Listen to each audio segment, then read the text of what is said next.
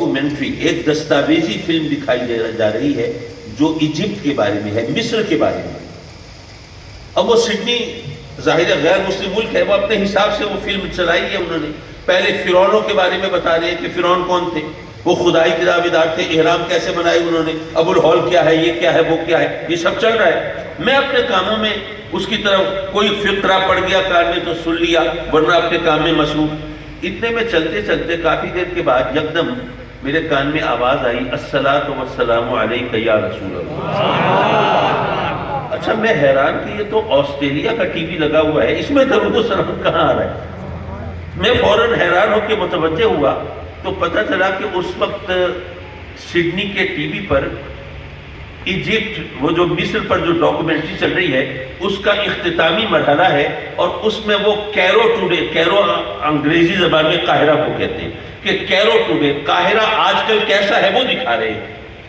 اب وہ دکھاتے ہوئے انہوں نے جان بوجھ کر کوئی ایسا وقت چنا جب قاہرہ میں اذانوں کی آوازیں آ رہی تھیں، تو ایک اذان کے ساتھ تو درود و سلام میں نے پہلے سن لیا تھا، اب جو میں متوجہ ہوا تو دو اذانوں کی اور آوازیں آئی اور ان کے ساتھ اسی طرح درود و سلام پڑھا گیا۔ اچھا میں بڑا حیران، میں نے کہا کہ ہمیں تو یہ بتایا جاتا ہے کہ درود و سلام کا چکر بس سب یہ سب کانٹیننٹ میں ہے، بر صغیر میں ہے، پاک و ہند میں ہے، باقی دنیا کے اندر تو یہ ہوتا ہی نہیں ہے، خامخواہ انہوں نے شوشے چھوڑے ہوئے ہیں۔ یہ مصر سے یہ درود و سلام کی آوازیں، درود و سلام کی آوازیں یہ آ رہی ہیں، ماجرا کیا ہے؟ میں نے جب اس کو سرچ کیا، جب اس پر تحقیق کی، تو جو نتیجہ نکلا وہ میں آپ کے سامنے رکھوں، بہت خوبصورت نتیجہ ہے۔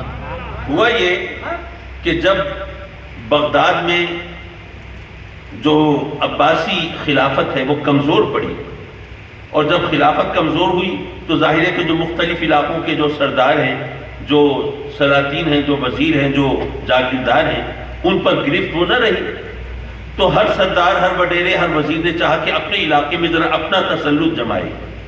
اب اپنا تسلط جمانے کے لیے ان کو زیادہ آسان راستہ یہ ملا کہ نزلہ تو عضو ضعیف پہ گرتا ہے نا، تو مدرسے کے مسجد کے مولویوں کو پکڑا، بھائی تم نے یہاں مدرسہ مسجد چلانی ہے نا، تو ہماری سرپرستی کے بغیر تو تم یہ کام نہیں کر سکتے، تو ایسا کرو جب بھی اذان دو نا تو اذان کے ساتھ ذرا دو جملے ہماری تعریف میں بول دیا کرو۔ سبحان اللہ۔ یہ ہمارے جو سردار ہیں کیا بات ہے، ان کے کتنے سخی ہیں، کتنے دیالو ہیں، کتنے بہادر ہیں، کتنے شجاع ہیں، وہ تو اللہ کے سپاہی ہیں، فلاں ہیں۔ تو قطرہ قطرہ تو پتھر پر گرے اس پر نشان پڑ جاتا ہے۔ تو اب اگر دن میں 5 مرتبہ لوگ ہماری تعریف سنیں گے تو ان کے ذہن بھی یہ ماننے کے لیے آمادہ ہو جائیں گے۔ تو اس طرح